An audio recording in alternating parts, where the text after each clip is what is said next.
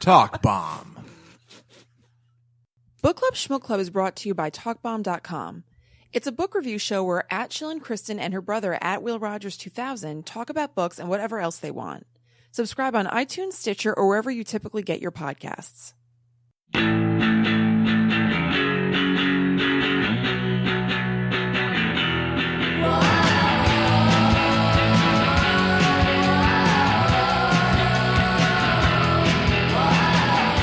Welcome to Book Club Shmook Club. I'm Kristen. I'm William. And we are here to talk to you about 1984 by George Orwell. You're all getting a copy.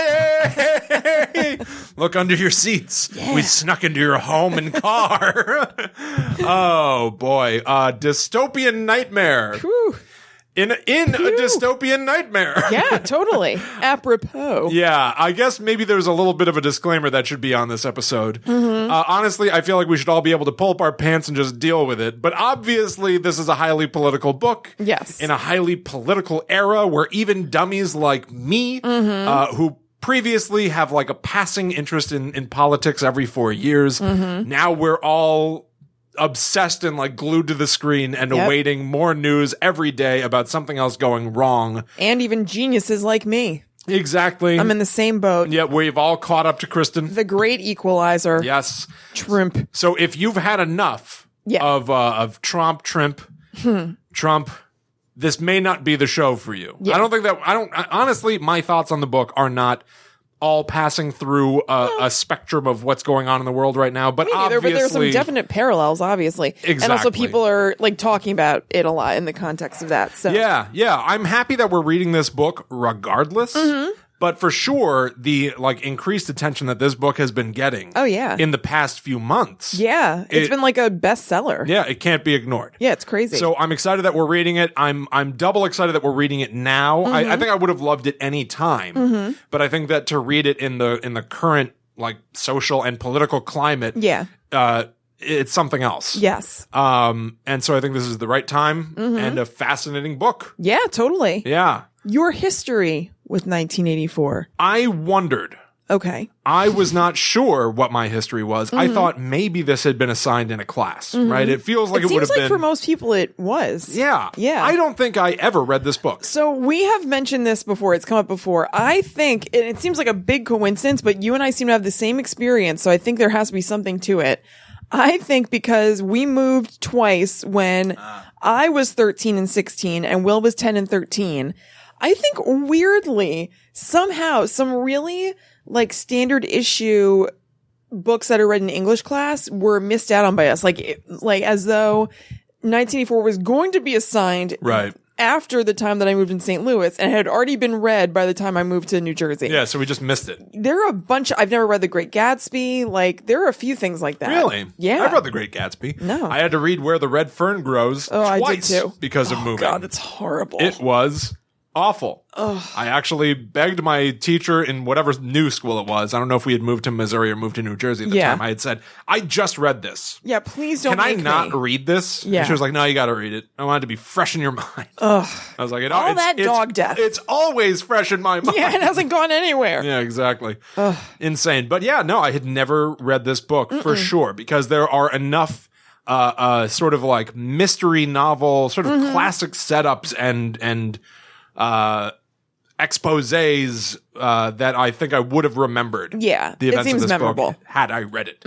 But what about you? Your history with 1984? I hadn't read it either. I'd always heard that it was good. Yeah. My friend Sarah loves it, which is encouraging to me. And that's it. I mean, I knew that it was, I knew some of the references. I knew that basically it was about, you know, George Orwell's view of 1984 and how like it was a government that was super controlling. Yeah. And held its people down, but I didn't really know in what way or anything. Yeah, that was all I knew. Yeah. So no, I have like no history with it. For all I knew, it was almost like a fictional history book. Yeah, I had no idea. You know, kind of like how J.R.R. Tolkien wrote like the fake history of Middle Earth, and it's very sort of like dry, right? Almost like you're literally reading a textbook. I thought it was like that. Yeah. But no, it is. Oh, really? Yeah. Huh. It is a narrative Novel. story. It is a novel, and it's to me, it is frankly kind of a mystery novel. Not entirely. It's a little bit of a mystery novel that takes place in a world that doesn't quite exist. Yeah. But hey, maybe it could. But yeah, it's a lot of like sneaking around, maybe more like sort of like noir thriller-ish. Yeah, I didn't feel like it On was a small scale. a mystery, but it's suspenseful. Definitely suspenseful. Yeah. Have you got a spoiler-free plot synopsis? You know that I do. I know you do. And All right. I want to hear every word. Here I go. Although I should also say one final disclaimer for this episode. I'll speak only for myself, and you tell me if it makes sense for you too. Okay. Because I typically only have an interest in politics every 4 years, I am not very knowledgeable about the way that our government runs. Kaboom. All right. Yeah. So there is a big, strong possibility that I might say some stupid stuff in this show. And I'm going to go counter to what you might expect and just say, if I say something stupid, just don't tell me. Yeah. I don't mind. I don't mind. Probably not going to say anything that stupid just because I usually just try not to speak on things that I don't understand. Then we might be fine because I do the same thing. Yeah. We just won't bring up anything if we don't know about it. Or we'll just be like, I don't know what that is. Yes, I'm more comfortable with that. Yeah. Love it. We're great. And so it might be a fair amount of that. All right. Okay. Heads up. Watch out, guys. And here is the spoiler-free plot synopsis of 1984. Okay. Here we go, y'all. What, y'all? 84, y'all. Oh, wow, y'all. Okay. In 1984, a country that used to be in Great Britain is ruled by a 2% faction of upper-classers who force their will onto the other 98%. Sound familiar? Ignorance is the rule of the day, with the government not just telling you what to believe, but manipulating the facts so much that you have no reference point for believing anything else. Sound like anyone we know? Y'all might not be ready to hear this. Time to drop a truth bomb. A man named Winston is silently not into it, even though as someone just outside the 2%, he isn't in as bad shape as some, and he's ready to feel like he's useful to some sort of resistance. But does such a resistance exist? Enter 1984. Well, okay, yeah. Very good. Very good. So I think it's safe. Is there a problem? There's not a problem at all. I apologize if I gave you the impression there was. Okay. So I suppose we both recommend this book. Yeah. Yeah. I 100% recommend this book. It was great. I was blown away by just how well thought out it was.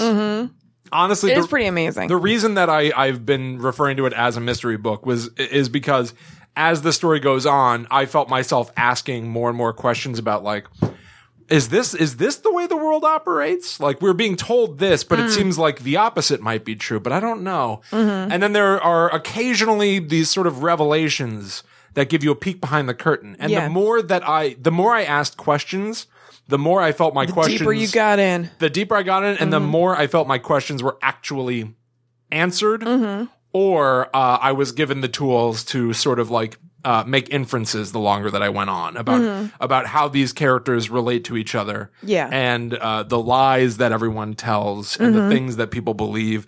It actually rewarded my involvement. Oh, good. And so when I call it a mystery, maybe not in the classical sense of there being sort of some big question that we're asking the whole time and trying to figure out, but more sort of these like little just like puzzles to riddle out as we go. Yeah. I thought it was fantastic. I have something to say about that I feel stupid about. Okay, so I liked it, and I do recommend it. It felt a little bit like a school book to me. So it felt just slightly homeworky to listen to / read. I actually, very brief aside. So we've talked about Hoopla and the library service for getting audiobooks and stuff before. Yeah, free service if you're going through a library that participates. Yes, right. I am. So you feel good about it? I feel fine. It's not great. It's not as good as like Audible or something. The but audio it's perfectly quality, so it might be something with my phone. The audio quality sucks. Is that the case for you? It kind of sucked, yeah. Mine's very tinny and like, I mean, you get used to it or whatever, but like, it sucks. And do you have a hard time with the speed, like not staying the speed you set it? No. I don't know. I've deleted it and reinstalled it. It's something up. I don't know what. But anyway, so I don't like using Hoopla, which is a very big disappointment for me. Yeah. Well, also, you pay for it. Yeah. Yeah. Well, paid for it once. I don't. Yeah. Well, I'm not going to do it again because now that Highland Park has it, me getting it from Princeton is obsolete. And now that I don't work most days right across from the library, it was not great timing for me to have gotten a library card. Funny. Yeah. I was like, oh, this is neat. Whatever. But anyway, so this is more applicable to everybody else. So, I started on Hoopla and it was giving me a lot of problems. So I moved to read it and I signed up for a month of Kindle Unlimited, which gives you a bunch of what? You're No, I just think it's funny that you snarky. have like subscriptions on top of subscriptions. I do too. Everyone does. I know. But I'm probably going to cancel it after this month. But the thing is, with 1984 in particular, it was free with Kindle Unlimited's, free offer or whatever. The book was free to get both on Kindle and on audiobooks, and they sync with each other. Cool. Which is awesome. So Whisper sync. Yeah, So I'd like leave off reading, and then when I went to listen to it at work or something, it was like, you last whatever. So it was great. Right. I don't even know how I got on that. Oh, I was talking about the way I felt when I was reading. Yeah, that you felt like it was kind of like a school book. I did a little bit, and part of I don't know how to explain this, and I wonder if you will have experience with this with anything else, maybe. Like, I could almost feel the reading guide behind it. Like, oh, it really? Just, Like yeah. you could like feel the spark notes or something? Yeah. I could feel them there. And there were things that were weird to me or that I didn't get. And I was like, well, this was probably really gone into in like a spark notes thing or something. You're not wrong. And I liked it, but I didn't love it. Like, there were things that were confusing to me in a way that weren't necessarily, like that I felt like got followed up on later, where I was just like, well, that's a weird choice. But then in my head, not in these words, I was like, yeah, but like books like this, like smart people books, sometimes do weird things like that I don't understand. Well, honestly, I know exactly what you mean, and it was there, but it didn't really bother me. Okay. Because almost like with I did it for the Robert Galbraith novels, the Cormoran Strike books. I when I was done, I just went right back to chapter 1 and started listening again because I had. So did you do that with this? I did. How do you have the time? I make time. How? I have a time turner. You're working when you're doing this. Cornelius Fudge gave me permission to have a time turner. You're working. You're doing your work while you're listening to this. A lot of the time. How?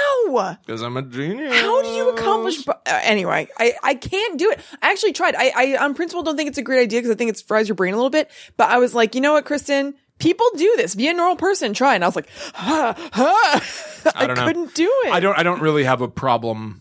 I mean, occasionally I do have a problem multitasking. I do have to turn off an audiobook if I'm doing something that's particularly intensive, but no, by and large, I feel like I'm able to do both. But maybe that's why you have to go back and listen, because it's been proven that multitasking is not a thing. Right. So maybe that's why you go back. No, I'm not going to get into it. The nature of my very work itself means that there are frequently times that I am not really doing anything. Okay. But you're not alone. I'm not even saying this about you. Like, that's people do it all the time. Like, people listen to podcasts all day at work and stuff. Right.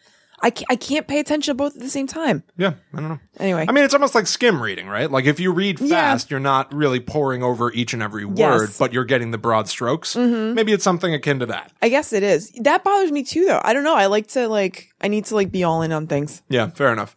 But I wish that's not judgy. I wish I could do that. It seems useful, but it like makes me feel like crazy. Yeah, I agree. On the Mega 64 podcast, they were talking about the Uberman sleep schedule, which is every 4 hours you sleep. Oh, I've heard of that. You sleep 20 minutes. Yeah. Like Einstein did 20 it. minutes? Yeah. Really? 20 minutes every 4 hours. God, how do you... I don't know. I would love to do that.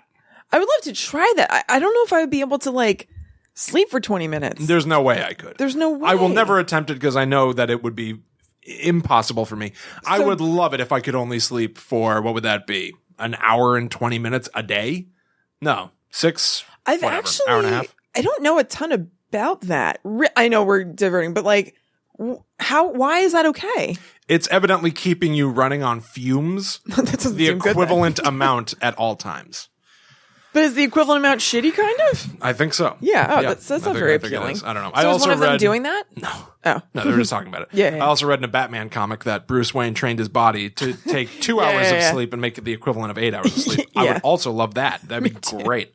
I love sleeping, but I love having time to do stuff better. Oh, totally. There are forms of meditation that are very restful that they say are equivalent to like a certain amount of sleep, basically. And they're proven to be because it calms your nervous system. So I've been watching a lot of David Lynch stuff lately, and I know that he's into transcendental. That's actually what I'm talking about. Is that transcendental meditation? I've been thinking like maybe I can get real weird like him if I just did that. We'll talk. Although Jerry about Seinfeld that. does it too. I don't know. A lot of people do. What? Oh, that you're. Well, I'm saying like it doesn't make you David Lynch. Like you don't start being like I'm going to write this story about a worm. Yeah. But a lot of like very creative people. Do it. True. It's a whole thing. So I went back and I started listening to 1984 from the beginning again because I think that as much as I do recommend it, I do think that most people who are going to listen to our recommendations are going to come across this issue as well. 1984 speaks its own language. Yes. The fact that it's a dystopian future, it really is like there are different terms for things. There's an entirely different structure of government that you need to kind of get used to. The society in 1984 is transitioning to a new language called Newspeak, which is literally about destroying Old Speak, which is modern English. Right. Getting rid of certain words. They're like talking about how they have a new dictionary coming out and they've cut down on verbs. Yeah. They're like, we have 5,000 less verbs than in the last edition. That's great. Yeah. So it is a little bit out there. It's very difficult to understand what they're talking about until you get into the rhythm. So I went back to the beginning to see if I would hear anything different than I did the first time. And I did. Is it, real quick, is it anything like, which I also haven't read, which I know is a big deal book, A Clockwork Orange? Because I know that that's a thing. I was going to bring that up because, yes, it absolutely is. Yeah. You need to learn their vernacular to be able to completely understand what is going on around you. Like teenagers. Yeah, like teenagers. Yes. You have to learn their vernacular or else you're not going to know what the hell's going on. Yeah, 100%. I'm woke. And also in the book, I found that kind of like J.R.R. Tolkien's like fictional history of places, at certain times, once in the book itself, where a character finds a book that explains some of the history of the world, it was all of a sudden like we were just not reading the same book anymore. It was like all of a sudden just being like, here's a history novel. Right.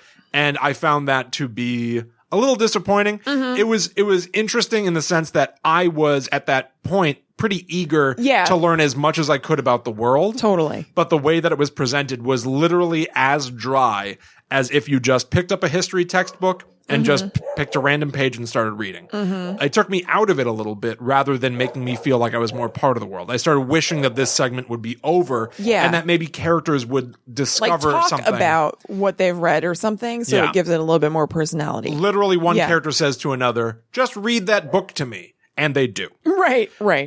And then in my edition of the audiobook, the novel ends and there is then an appendix that is about Newspeak, the language Newspeak, and literally the way that the like syntax of a sentence is put together. And that's fascinating. That's really cool. But that is, it's good that happens at the end of the book when the book is already over, because that is something that is for like select audiences. People who just like really want to deep dive on it. Yeah, I would usually be that person, and I was not interested. Exactly. I felt the same way. I was listening to it and I was like, I'm kind of bored by this. It doesn't really have anything to do with anything the book's done. Should I stop listening to it? And I was like, this is the kind of thing that I'd normally be really into, but I'm just not. I did finish listening to it though, I think. I listened to it, but that was one of those things that like for sure. Yeah. I do not. I was not. It was written super dryly, like that history book. It was like a history of the words in the book. Yeah. Yeah. And again, like I typically love anything that like gives you another sort of like a peek behind the curtain of how things are operating. But it was just too dry. Yeah. So not to round out a recommendation on like the negatives of the book, because I really think that is the smallest possible complaint to have about it. Yeah. And also if you, we're talking about recommending the book to people who haven't read it, but like if you're somebody who gets into that kind of stuff and likes Easter eggs and things like that, like it's probably a really fun read. And also the appendix is really good for that. You can like, there's a very rich world to, be able to explore. There is. Here. So you can like really nerd out about this book. Yeah. To the point that I was wondering, is there a sequel? You know, like I feel like there are more. I don't think there is. I don't think there is. There are more stories to be told in this world. Felt I would love to see even the events of this story from another character's perspective. I thought that it was really fascinating. Yeah. So without a doubt, 1984. If you're listening to this in a further dystopian future. Read 1984. Yeah. If you're listening to this in a future where everything is working out great and something, and everyone is agreeing that the guy in office now is perfect and he's boffo. Yeah. Definitely read 1984. I think that it was great. Yeah. I liked it way more than I ever could have anticipated. Yeah. Yeah. I really liked it. I totally recommend it too. Let's go spoilery. Okay. I want to get into really some of like the weird nitty gritty small details of this book. All right, sweet. So, okay. So where I left off in the spoiler free summary, Winston wanted to join some sort of resistance, but does such a resistance exist? Okay. So that resistance Winston wants to exist, for a brief period, he believes that it does, and he's been let inside, that he and his mistress, Julia, whose relationship I don't understand at all because she talks about being promiscuous, but she also says she loves him. I don't really get it. Are in the beginning stages of becoming absolutely devoted to the death members of an underground band of fighters. But nope, that's just goddamn Big Brother, the name for the omnipresent ruler of their land, who may or may not actually exist, pulling off a sting operation, with a man named O'Brien posing as a member of such a resistance to sniff out dissenters, perpetrators of thought crime, perpetrators of thought crime, which is to think anything negative about Big Brother or the government. They live in a world of constant surveillance by telescreens and spies, and even though Winston and Julia thought they might have been clever, they were not clever enough and they're captured and separated. Winston wastes away for an indeterminate amount of time, perhaps 7 years, and is starved, tortured, and brainwashed by O'Brien, but he still has disdain for Big Brother and loyalty to Julia, which cannot stand. To have emotion for something other than your government is a threat to your government. The final breaking point is the threat of having a fucking cage full of rats placed on his face if he won't betray Julia and say she should be punished, and he finally breaks, so he is freed. Winston goes back into the world and seems to lapse between vague memories of the dissatisfaction he used to feel and relief at submitting to the way the world works, to not having to fight anymore. We end with him thinking about how much he loves Big Brother. Oh, brother. Yeah. The end? I cannot believe that is how that's a real good this ending. book ends. Yeah. It is a terrific ending. Yeah.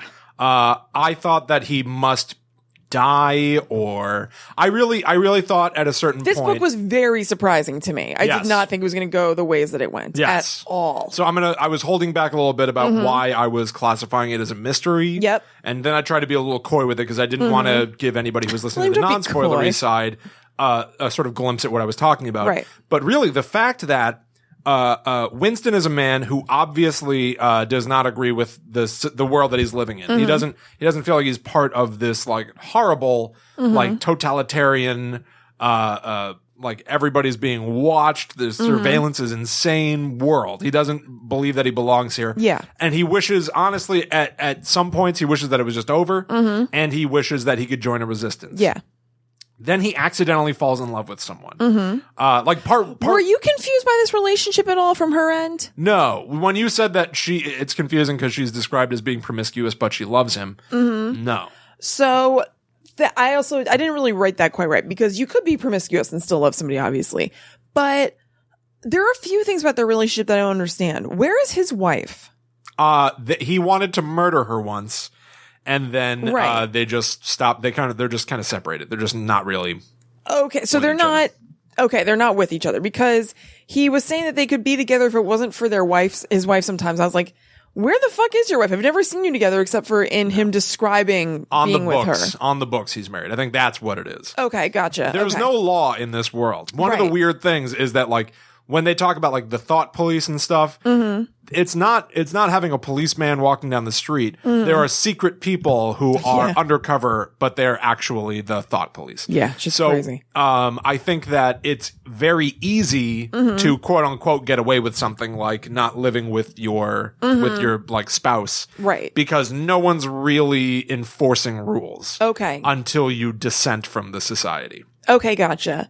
And then more the thing about the two of them together is that I don't feel like there was any buildup of them like really knitting together and bonding. It was just so instant. And Julia, part of what he likes about her is Julia talks about how she just like basically loves fucking. Yeah. Which is cool. Yeah, he's like, I wish you'd been with thousands of men. Yeah, right. Yeah, which is weird. But like there was no thing of her ever being like, yeah, I love being with different men, but I like being with you more. Right. Like, it just seems weird that they're so braided together. Yeah, to me. I agree. I don't understand their relationship. She literally like slips him a note that says, I love you. Yeah. Which is very weird and very childlike. That was one of those things where I was like, they talked about that in class. Yeah. I was like, I don't understand what the hell's going on. Do you like me? Yes, no. I love you. I agree. It is and like weird. The second they get together, they're saying I love you to each other. I was like, what's happened to your feelings in this world? I think that your feelings are really sort of simplistic. I guess. But even among like damn it, this term is too pervasive. Even among the woke people? Like, they're like against the resistance shit, and they're still like, I love you. Like, well, instantly. also, I would point out that with Julia, that she talks about how like she wants to do whatever she wants, and like how them even having sex is a political act because they are not supposed to be doing that. Right. She's into being rebellious, but then when they finally join the rebellion, she is disinterested. Yeah. They get that secret book. There's like an underground ground manual. Not a poser. I think she's just kind of rebellious against everything. She's supposed to be something like 27 years old. I think she's like a teenager. Yeah. I think that most people in this book are kind of like teenagers. She's like a manic pixie dream girl a little bit. Yeah, a little bit. Yeah, she's part of like the anti-sex league or whatever. Yep. Like, she's all like, just like, oh, this chick is all over the place. Yeah, exactly. Yeah. And I also think she's one of the characters that I would love to see. Like, if this were, this is such like a really sort of like dumbed down perspective to have on this, but if this were like a graphic novel, I would love just like a one shot, maybe I should just call it a short story, of her perspective on these things. Cause we learn a little bit that she lives with like 30 other girls. And, like, I think there's one mention made, I might be getting this part wrong, that I think like they all like have sex with a bunch of people. Oh, I don't remember. I think that it is very different to be a woman in this world. Oh, yeah, I would imagine. And so I think that it gives her a really sort of unique perspective that's not really explored in this because we're in Winston's head. Yeah. But it didn't feel like it wasn't true. It felt like it was confusing, but I feel like that is correct for this world where it's just like, I love you. Yeah, I love you too. Like, we're in this together now. There's something about it that's very desperate and needy and a little greedy. But it doesn't even feel that way to me. It just feels like just words. Like, there was no like real sense of desperation, it felt like, until they were doing it. And then he was just like super into it because he hadn't been with like anybody in a long time who he actually was into. But like, I don't know. It just didn't really, I got into where I was like, okay, I understand these people are together and everything, but like, it didn't ring super true for me in a weird way. Well, he also is a weird, I mean, you're in his head pretty much all the time. He's a fucked up guy. He is very fucked up. Like, he saw her looking at him all the time and stuff, and so he wondered if she was a member of the thought police, maybe, like, trailing him. And he was like, a week ago, because I had noticed you were following me, I wanted to rape you and murder you and bash your head again with a rock and stuff. And I was like, what? Yeah. Well, I think and that's also in like the very beginning. Yeah. He's like talking about how there's this girl that keeps looking at him and he's like, all I want to do is just like throw her on a bed and have my way with her or smash her over the head with a rock. Yeah. And it's like, because that's more than Are just you like, the hero? Because that's more than just like, there's a thought police person over me, I would need to dispatch them. You want to rape them? That's a whole other thing. Yeah. Well, I mean, also, this is like a fucked up world where like everyone is crazy repressed. It seems like they almost have like minimal contact with each other. Yeah. Which is very strange. Yeah. Sex is supposed to be for the party. Yeah. So I think that we're supposed to be I mean, I'm not, it's not a bold interpretation to be like, we're supposed to be repelled by this. Yeah. But I think that it is supposed to be a weird mix of like, Oh, I definitely think you're it is. sympathetic for this guy and like this society, like, absolutely destroys your humanity. Like when you're being watched 24 hours a day by literally video screens of a face. That's what it is. Yeah. There's a man's face on a screen called Big Brother, and it says Big Brother is watching you on the screen, and they can see you and they can hear you. So everything weird. you're doing. Yeah. And if you meet with somebody for too long when you're out in public, they're probably going to notice that and wonder what you were up to. Yeah. So I think that it breeds this really bizarre like series of dark impulses in you because you don't have contact with anyone, so all you have is weird animal instinct urge. That makes sense. It's really gross and confusing, but then it also becomes sort of like enacted when they eventually are what they think is invited to join the Underground Rebellion by O'Brien, who is a member of the inner party. He's more like sort of like the elite. He runs or helps run, I guess I should say, the Ministry of Truth. Maybe, where they both work. And he's invited them to his home and he's going to welcome to the rebellion. But he's got to ask them a few questions to make sure they're dedicated. And he's like, you might be asked to do things that would break the law. Will you do that? Yes. You might be asked to commit murder. Would you do that? Yes. You might be asked to throw acid in a child's face. Would you do that? Yes. They're saying yes to all these things as if it is like completely like, well, of course I would. Yes. Of course I would. Yes, of course. And then what's supposed to hinge the entire novel, and I mean, it does hinge the entire novel, but whether or not you buy into it is a different question.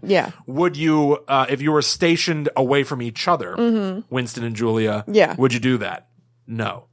And that becomes like the thing that the rest of the novel is going to pivot on. The fact that these two people, in a world where you're not supposed to have any contact with anyone else, are going to fall in love with each other. And, well, he says yes. She says no. No, he says no. I think he says yes. And then she's like, no. No, I thought that he thinks about it for a minute. He says no. And then O'Brien goes, okay, well, I'm glad you told me. Because then I know what to expect. I think he says yes first. And then she says no. And then he says no. Maybe that's true, but he ends saying no. But yeah, like they are willing to throw acid in a child's face. If it means being part of the rebellion. And granted, I don't, it's one of those things that like, I don't know how to argue for or against it or make a statement about it either way, because if you're living in a fucked up world where you are being monitored 24 hours a day, you have no human contact, the actual like truth is like destroyed and hidden away from you. What would you be willing to do to get out of there? And not just for yourself, but like change it. Like destroy the people who are doing this to you and everyone else. I don't know why that would involve throwing acid in a child's face. Right. Like, I don't know what the circumstances are going to be for that. Right. But if you are in this maybe it's theoretical, like President Snow bombing all the kids and saying that it was like the enemy. Yeah, maybe it would be like doing that to kids and saying that it was the government so that there's a big overthrow. Yeah, could be. Yeah. I honestly thought of Hunger Games a lot during this book. Me too. I thought of a lot of things during this book because I think a million other things were inspired by it. Oh, totally. But even the idea of them joining the underground and it sounding like the underground is a fucking mess too. Where it's like, what is O'Brien doing? Like he's part of the underground, and he describes, when you believe that this is true, he describes that like if you are, Kristen, you're going to join the underground. If you get captured, I will not help you. I don't even know all the people who are in the underground because we have to operate so underground that we don't even meet with each other. Right. Each member of the underground might know another couple of people in the underground, but that's about it. Yeah, I don't understand how that works. Well, it doesn't work. We find out it's not real. But that feels a lot like Katniss joining District 13 and finding out, hey, I hate these people too. Yeah. There's a president down here who sucks as much as the other president. So where are you going to go? Where are you supposed to turn? But in this, Winston and Julia are just bought in. They are just going to go for it. It's like no alternative for them, really. If they want to do that. I mean, I would just toe the line. Pardon the interruption. Book Club Shmook Club has no sponsors, so instead we rely on our listeners and patrons. If you enjoy the show, please consider going to patreon.com/talkbomb to help us cover our hosting fees and book fees, and to get dozens of Patreon-exclusive shows as a thank you. Please also consider leaving us a review on iTunes or Stitcher to brighten our day and maintain our show's reputation. If you like Book Club Shmook Club, the best thing you can do for us is to share the show with a friend. If you like this podcast, there's a good chance your friends will too. No matter what, we just hope you enjoy the show, though, so let's get back into it. Yeah, I guess I would. I don't There's know. no way I'm going to join a rebellion and throw sulfuric acid in a kid's face. That's not me. I guess the question is, like, are we dropped in 1984 as us? Like, right now? Like, all of a sudden, like, I get conked on the head and I wake up and it's 1984? Yeah, I guess so. Because then I'm just going to be like, why would I have to throw acid in a kid's face? You tell me why I might have to do that to rebel. No, you get the sense. You're smart. Well, you get the sense you don't ask questions like that. The telescreen's only going to be off for half an hour. That's the way this world works. I don't like that. I think I'm going to get killed. I am too, but I'm just saying, I'm not going to be joining any rebellion. I think they're going to make me an unperson. No, I'm too soft. Yeah. Oh yeah, they're going to vaporize me. Yeah. Ugh. Not great. No. Something that I thought was really just like fucking cool. Mm-hmm. It was a moment of Winston being like, what's this guy's deal? But I liked it.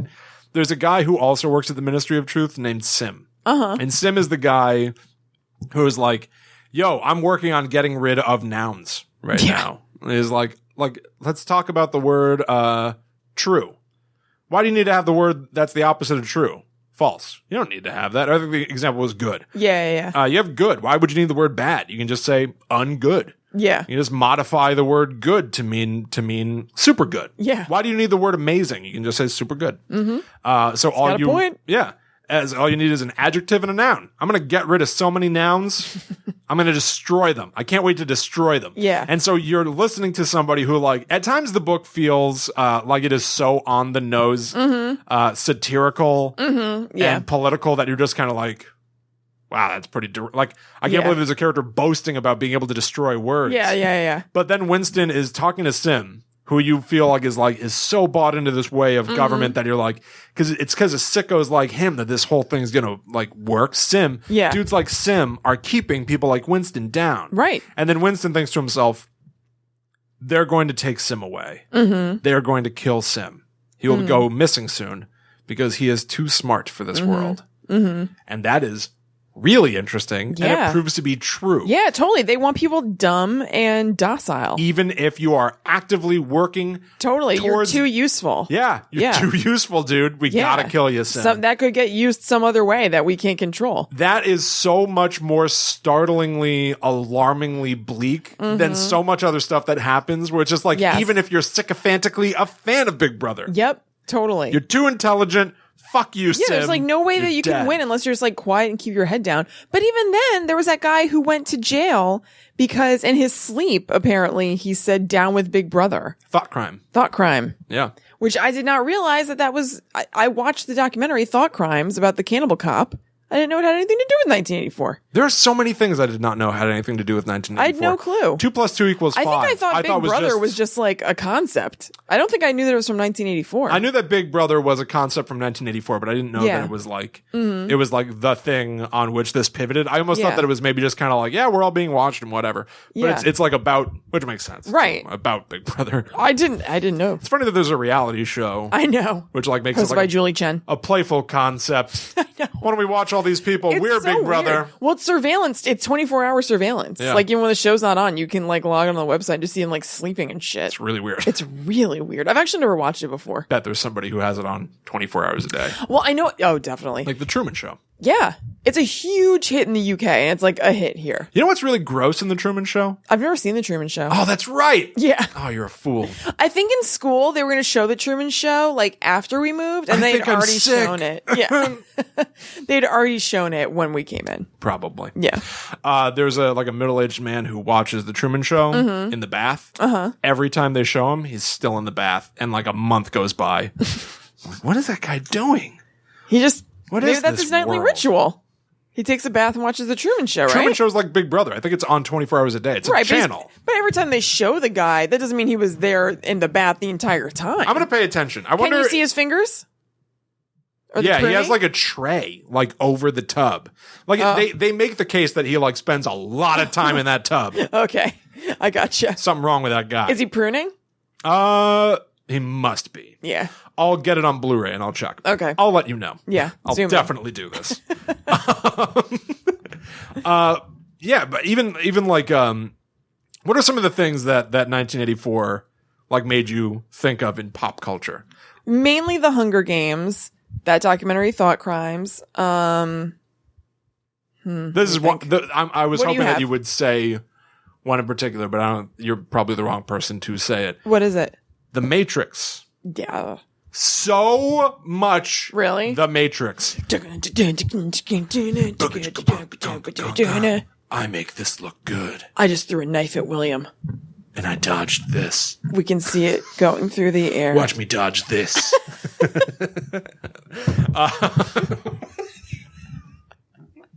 That would be, I guess my version of that would be like if you were throwing like Dunkin' Donuts midgies. What are they called? What are they called? Midgies. Shit, what are those called? Donut holes, right? Like, Yeah, I guess they're just... no, they have a name. Okay, hang on. I was going to say No. dumplings. That's also not true. Oh, God, I fucking love it. I think you're thinking of Pop'ems. No, I'm not. But Dunkin' Donuts has a name for the donut holes? Yeah, what are they? Yeah, they do. They absolutely have Munchkins. Oh, okay. Yeah, you're right. What'd you say? Midgies.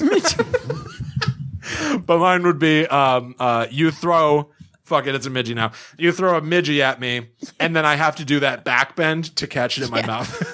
That's me with dumplings. I would get every single one. Ew. I love them so much. I'm not saying dumplings are gross. Yeah. I'm saying it's gross for there I to be know. a dumpling flying through the air and then it being like, Squash into my mouth. yeah, and like, is there soy sauce on it? Like, or what is that? It's not Without soy this- sauce. It's actually usually like a mix of, the stuff you get from the, I don't know. I think it might be soy sauce, rice vinegar, and sugar.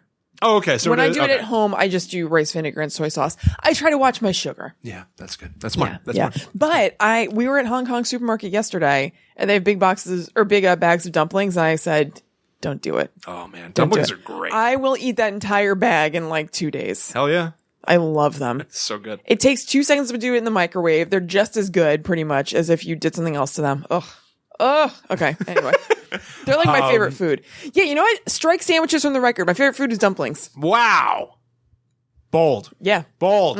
Someone out there. I know that some studious listener is keeping a list whenever we go like, oh, that's my favorite food, which happens a decent amount on this show. Well, we both just switched over from pizza to sandwiches a couple of weeks ago. Did I? No, I don't know if I ever went from pizza. I think it was pizza, then sandwiches.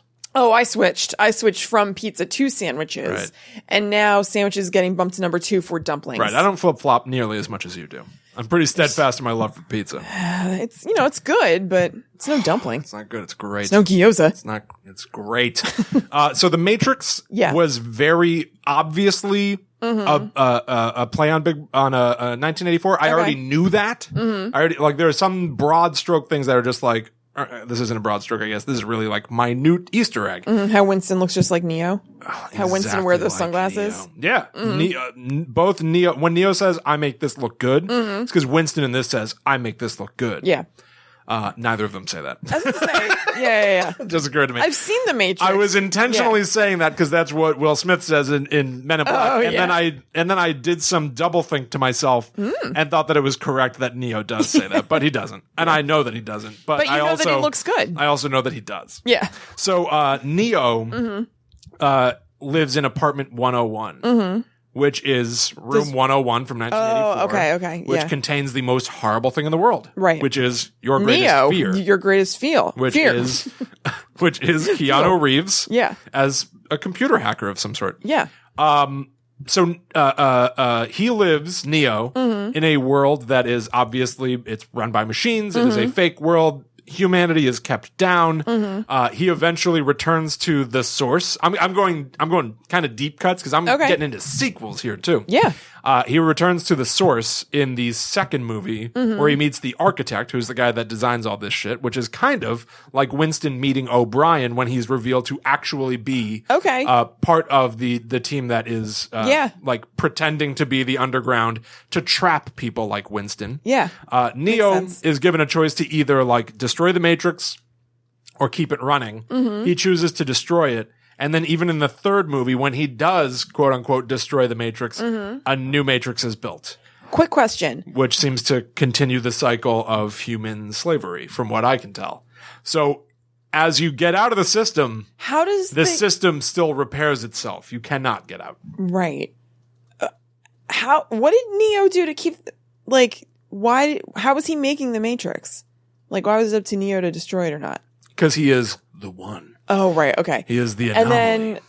And then how are humans just doing their thing and being like blind or whatever? How is that benefiting the people outside the Matrix? How are they their slaves? Well, there was at one point in one of the movies, it was described that the original version of the Matrix was just a perfect utopia. It was like a world where you get whatever you want. You are happy. And the human mind rejected it because we don't believe in that. Like inherently, we require there to be some sort of antithesis. Yeah, we need something like that. And so so you would not be able to get rid of bad. We need it. Yeah, we need it. And so then they built the new Matrix, which looks like kind of like grungy New York. That's where there's a rave, right? Is that the new Matrix? No, that's in the real world. That's in the underground real world. Yeah. Where but Andy Dick is. Matrix is a world, yes, with glow sticks.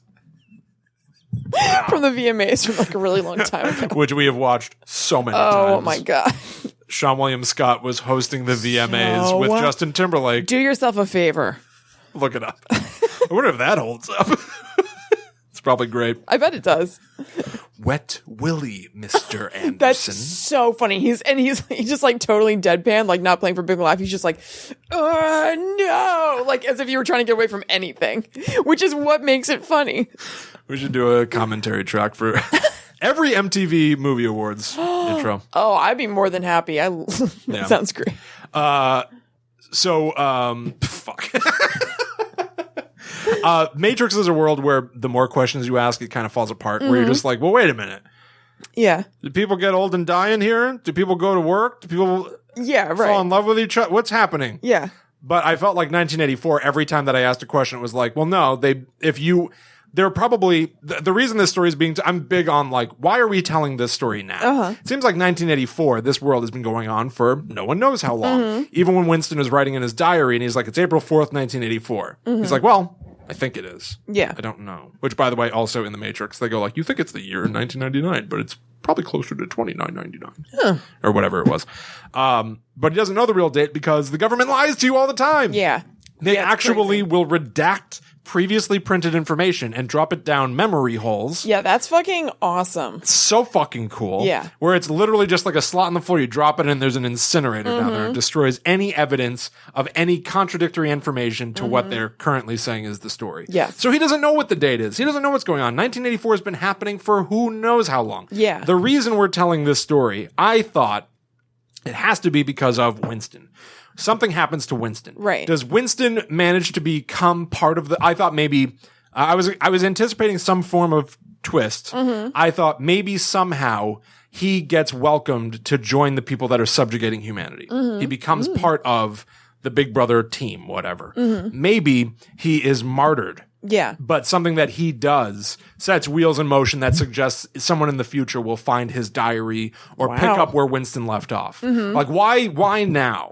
Why couldn't this story be about just any one of the other people here? And I think, my interpretation, at least, walking away from it is, it could be about anyone else. This has probably happened a million times. Oh, totally. That there is somebody who is like, no, I have this secret like hatred for Big Brother that I keep hidden inside myself that they cannot reach. Yeah. And now I'm going to join the resistance. I can't wait. And they have set up agents to say, yeah, we're members of the resistance. Yeah. Come join us. We have got this like really convoluted process for you to join us. We're going to tell you the real truth. Only for them to. What do you think the deal's with that book?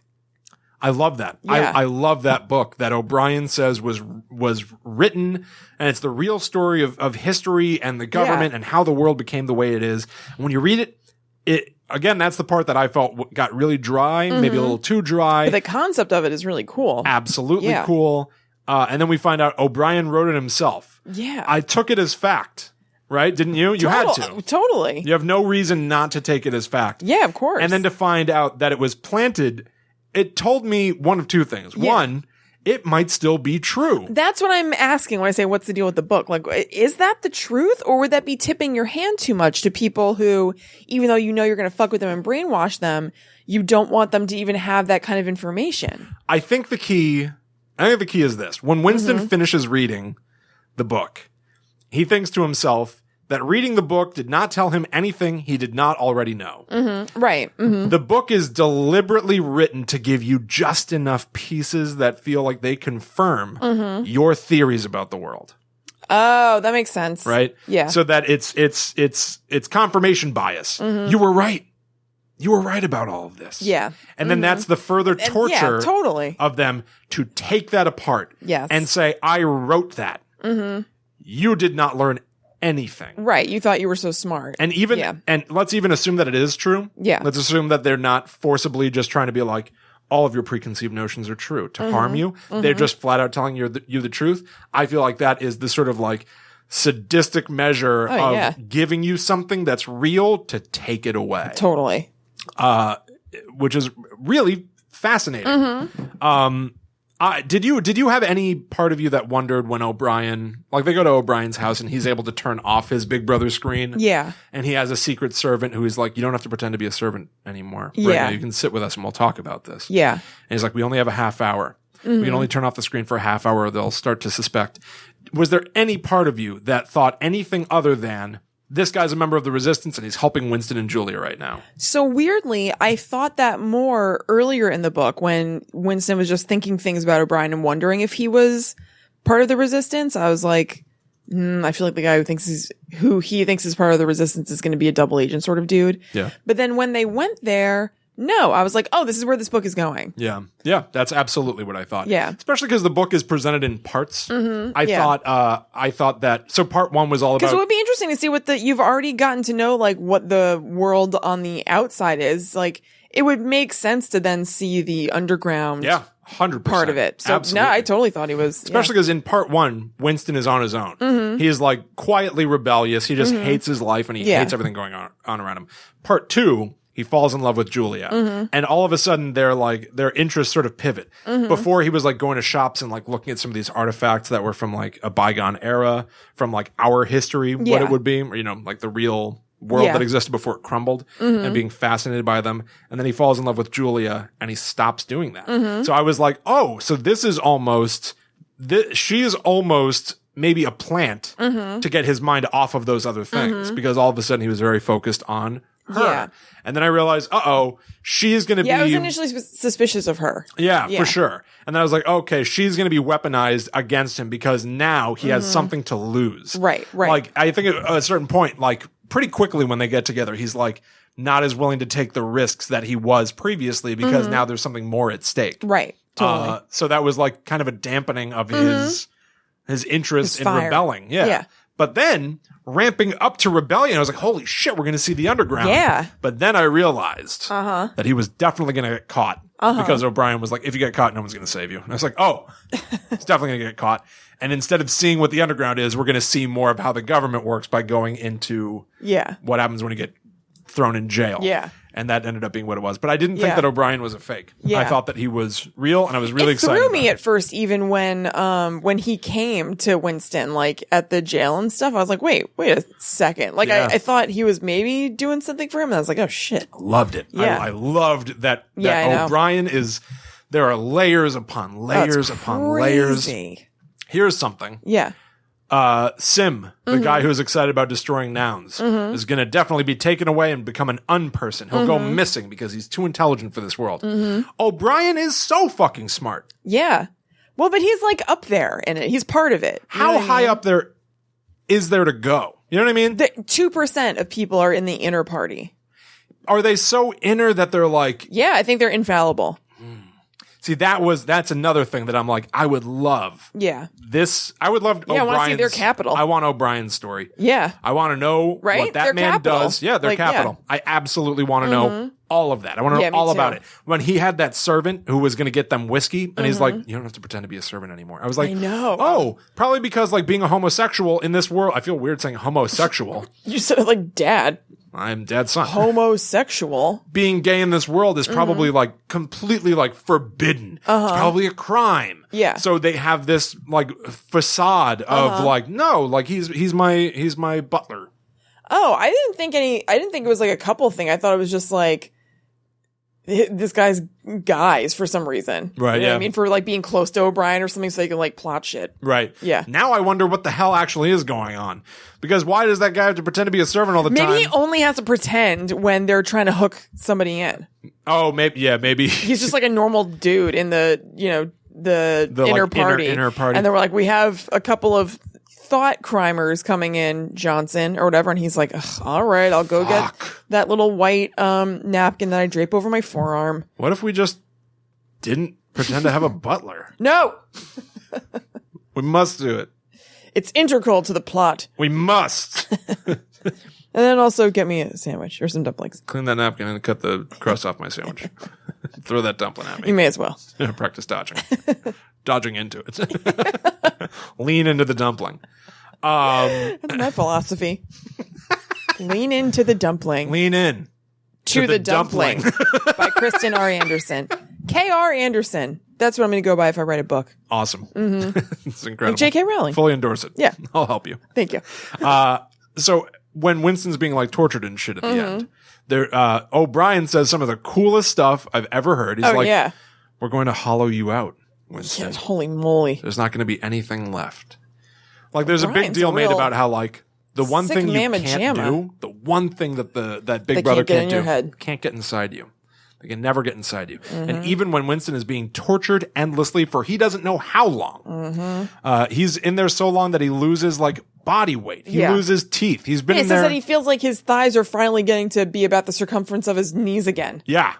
He's been in there for a long time Yeah. being tortured. And he's like, I will keep my hatred. I will never lose it. Yeah. I will keep it. He describes it at one point. He's like, I wonder if he was so direct because it occurred to me that there was like a parallel that they were playing with. He may have said it'll be like an ulcer in him that he can't get rid of or something. I think he did.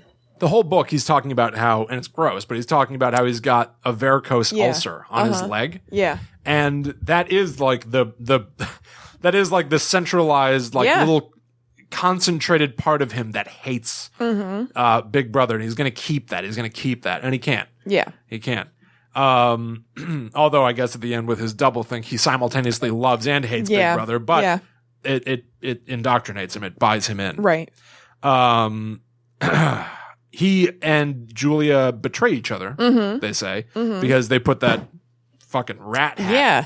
He's got that Russian rat hat on his head, which Seinfeld stole that. Nutrium. Yeah, Nutrium. Talk about pop culture references. Right? George buys Direct steal from 1984. Jerry buys that Nutrium rat hat, and then he waves it around in Kenny Rogers Roasters, and rat fur gets all over the place, and they have to close it. Ryan came home. I was like half asleep, and he turned on the TV, and within like, I would say literally maybe 1 to 2 seconds, it was the episode of Seinfeld where he and Elaine are negotiating terms for like a friends with benefits thing. And I was like, I know exactly what's going on in the scene. Kristen, don't pay attention to it. It's going to keep you awake. Shut it out. Shut it out. And I was able to. Well done. Thank you. Well done. It takes a lot of self-control to be able to shut out Seinfeld. I know. So they put the rat hat on his face. Yeah. Which. No, they didn't yet, right? I think, no, it's on his head. And he's going to lift the things that will let the rats actually approach his face. Because they're like two like. I have a hard time picturing this. I have an impossible time picturing it. Also, I guess it's like a donut. Like, and this is dopey because I know intellectually that a rat would like I guess just eat your face. That's for sure what O'Brien tells him. Rats He's really like, freak me out too. That part was yeesh. Rats don't really freak me out. So I was just if it's true that they're carnivorous like that. Yeah, Jesus I mean, I guess it is. Christ. O'Brien's saying I don't know. But like O'Brien's saying that like, sometimes they'll steal a baby. If you leave a baby unattended, rats will just come and eat it. And he was saying like, once I lift the gates on this rat face trap, I think he said in they're some gonna area. like leap on your face and immediately sink their teeth into your face. Yeah. They might burrow in through your cheek and eat your tongue. God. Now here's the thing. Yeah. That's gross, cool, whatever. It's like a Saw movie. This contraption that's on his head. Honestly, I was so not scared by this concept that it didn't have enough impact for me that he's like, do it to someone else. Do it to Julia. To Julia. I was like, what the? Shut up. I know. Like, I don't know. Maybe this isn't cool either, but like, I feel like left field because it's not like they were like, if you say stop, do it to Julia, we'll stop. Yeah. Like, it's kind of weird that he just came out with that and that did happen to be what they're looking for. There's no It was a logical foreshadowing leap that he was like, but like, the only thing I can think to do is to substitute someone else in my place. And there was too much ramp up. I was like, oh, he's going to sell out Julia. Yeah. And totally. it was like, but who would it be? Yeah, I know. Well, there's only one person. But how You're like, could I? wonder who. But I must. I can't do it, but I need to. Put someone else here who can take the brutality for me. Why would I? But why? And I'm just like, fucking just say it, man. Like, I know. But like, also to me, I'm just like, I don't know, maybe this isn't true, but couldn't you like really fucking scare a rat? Don't you think that you could like, if a rat's coming up to you, couldn't be like, not a cage or even full like of, if it's able to bite you and stuff, bite the rat. I'm sorry, I really know creeping me out. It's awful, but like it would almost be as if like you were being tortured, and you were like, I'm sorry, William, I sold you out. And I'm like, why? What were they threatening you with? And you're like, they were gonna show me a picture of a clown. Oh, I wouldn't sell you up for I'm that. like, oh, I guess it's scary to you. No, it's not scary enough that what would happen to you?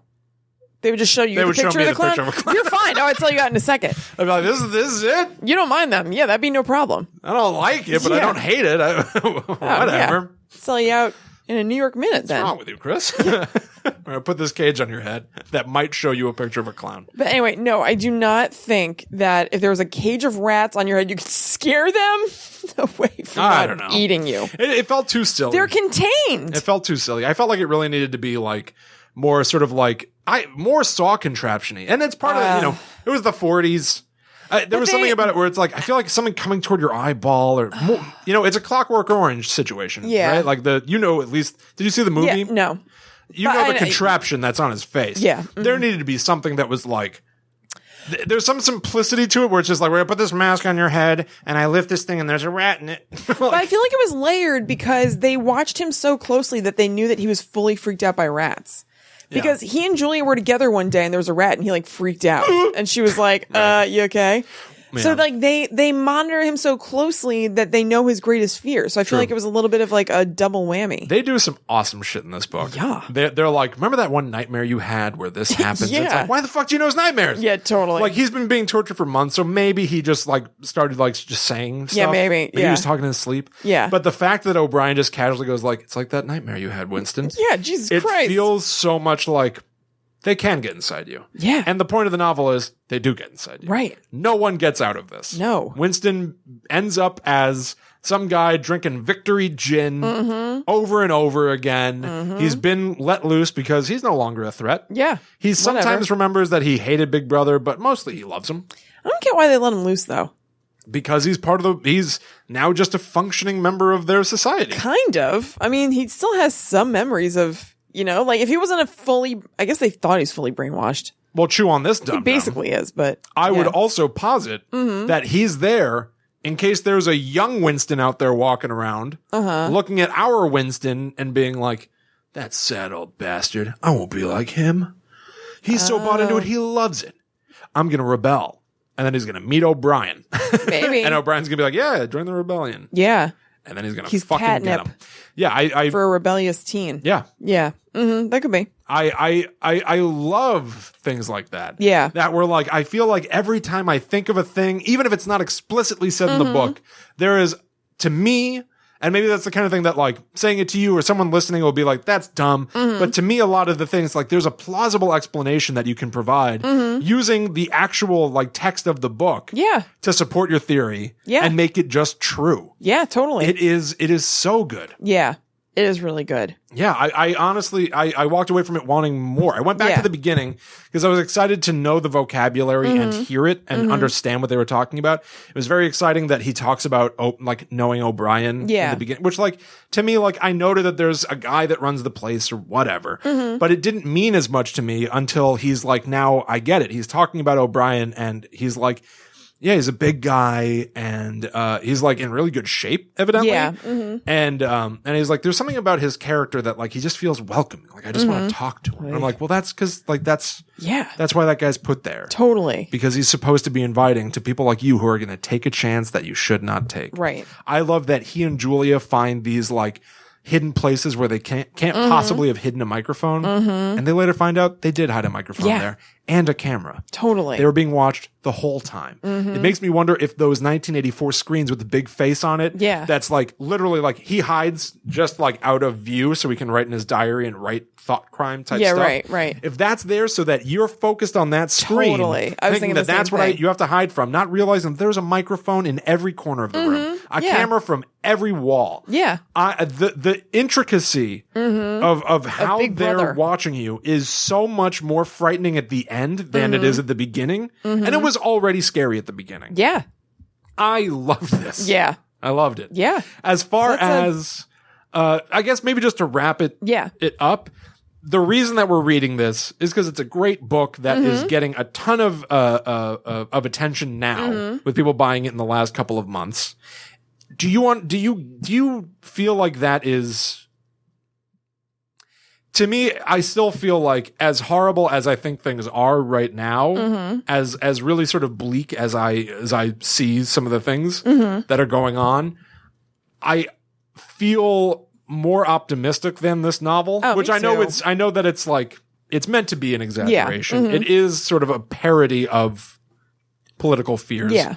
But I still feel like it's a few bridges too far to even be like anything other than entertainment to me right now. Totally. And a fun gross what if. Totally. Same. It doesn't resonate enough for me to be like, this is where we're headed. Right. Yeah. No.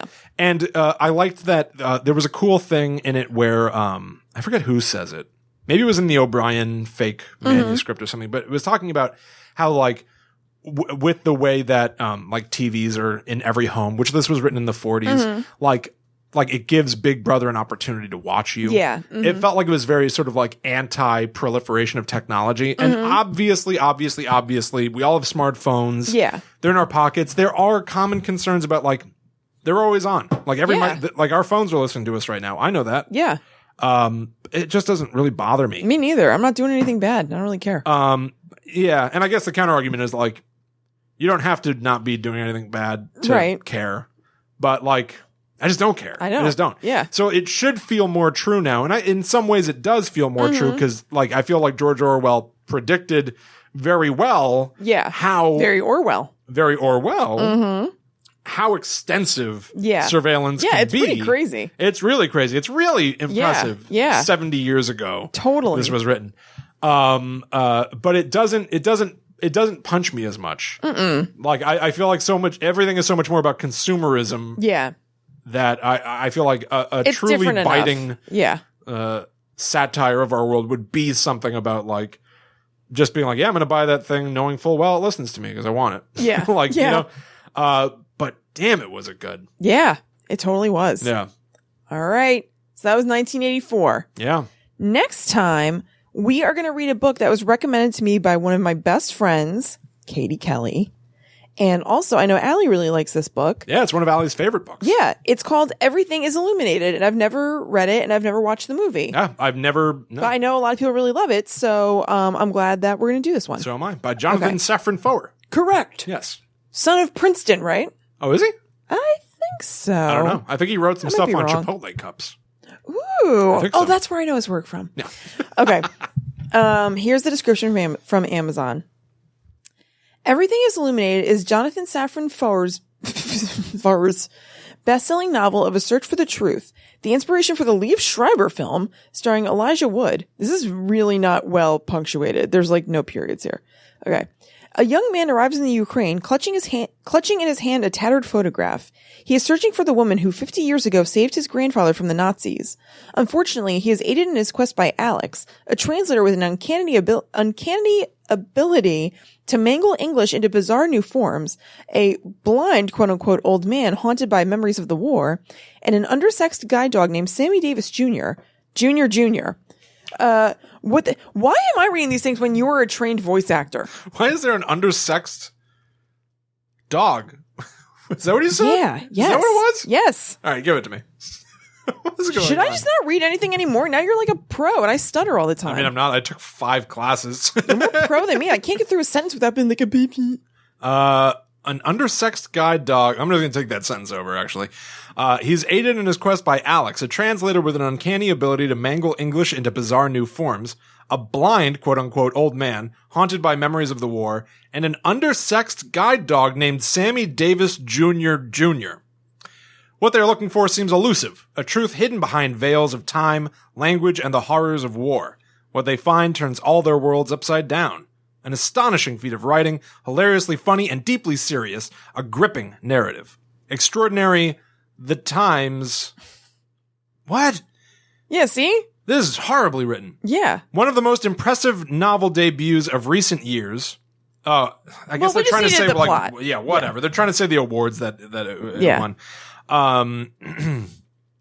Jonathan Safran Foer was born in 1977. He's the author of Everything Is Illuminated, which won the National Jewish Book Award and the Guardian First Book Award. Extremely Loud and Incredibly Close, which is now a major film starring Tom Hanks. Whatever. So we're going to learn about this guy. Mm-hmm. Yeah. Just pretend I didn't say the rest of it. That thing is written horribly. Yeah. Hopefully he didn't write it himself. I know. That doesn't bode well. I'm pretty eager to read this. Yeah, me too. And hesitant too, because I know that people love it so much. I know that it's one of the books that is frequently cited as being like, oh my God, I love this book. So I don't want to butcher it. I never try to half-ass it, but I really don't want to half-ass it. Yeah. And very excited to read that. Yeah, totally. So that's a movie. Everything. A Liev Schreiber movie at that. Ooh, I'll just watch the movie. Fuck it. Yeah. Forget everything else. Yeah. So that is Everything Is Illuminated. We're going to be reading that here on Book Club Shmook Club on Friday, May 5th. Yes. So if you're reading along, go out and go to talkbomb.com/schmook. We'll have a link there so that you can buy it through us. Doesn't cost you anything else. It just helps us out. And why wouldn't you want to help us out? We're your friends. Exactly. We're all big brothers. Come on. Yeah. Weird. Even the idea of Big Brother, I guess my idea of like what a big brother, like if I hear just somebody say Big Brother to me, like who's your big brother? It's going to be like, he's like a pain in the ass. No, your little brother's a pain in the ass. Your big brother looks out for you. Your big brother gives you like a noogie and shit. Now your big brother's looking out for you. You think he's cool. You're looking up to him. All right, fine. I'll do anything he says. Yeah. So that's in 2 weeks. But of course, in 1 week, we will still have a show for you where we go completely off book, talking about whatever we want. You're not going to fucking believe it. It's going to blow your mind. What we're going to have for you this time. So make sure that you stay tuned to Book Club Shmook Club. We're on iTunes. We're on Stitcher. We're everywhere you might imagine. Yep. But in the in-between times, I would love it if you guys would get in touch with us. Please. I loved this book, obviously. I would be very interested to hear, honestly, a couple of things. I'd be very curious to hear pop culture references to 1984 because I know that there are a gajillion, and I wonder if this is the kind of thing that now that we have read it, we'll be seeing at more places. I think that could be. I love it when I get to rewatch a movie that I love, and I go, whoa, I didn't know that was there. And I feel like 1984 is sort of a Rosetta Stone to understanding a lot of things that have been layered in a lot of pop culture for decades and decades. Yeah. So if there's something like that for you guys that you think is particularly interesting, please send it our way. But basically, I'd love to hear anything that you have to say about 1984. So if you do want to get in touch with us, hey, we're all over the place. Why not? Like on Twitter and Instagram. I'm at Chillin' Kristen on both. I'm at Haunted Sponge. You can also check out patreon.com/talkbomb if you want to back the show. Yep, that would be great. We put a lot of, I think it's clear time and energy and enthusiasm into producing these shows for you. So if you do enjoy what we do, please consider giving back and helping us run this show, helping us run our little production company. Please, please. But honestly, more than anything, we just hope you had a good time. I wouldn't say more than anything. Well, yeah, go give us an iTunes review or something too. Tell a friend. Tell a friend. But we do hope that you had a good time. Yes, we do. So until next we meet, I think I'm just going to have to say it. Go ahead. I'm going to say it. I'm just going to get it out there. Good talk, gang.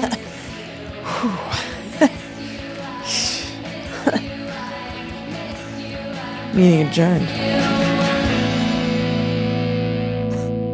Oh, yeah. Audio test. Testing audio.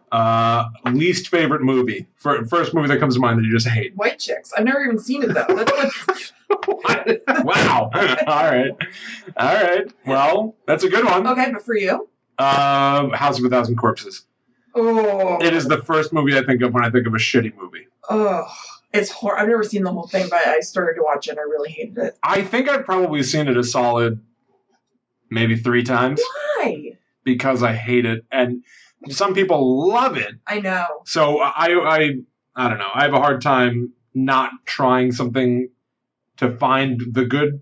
You know, because, like, I'll watch a shitty movie a million times and be like, well, no, the reason you watch it is because for 5 seconds, 45 minutes into the movie, something cool happens. True. I have never found anything in that movie. Yeah, I have not gotten far in it. It also doesn't stick in my memory. No, neither am I.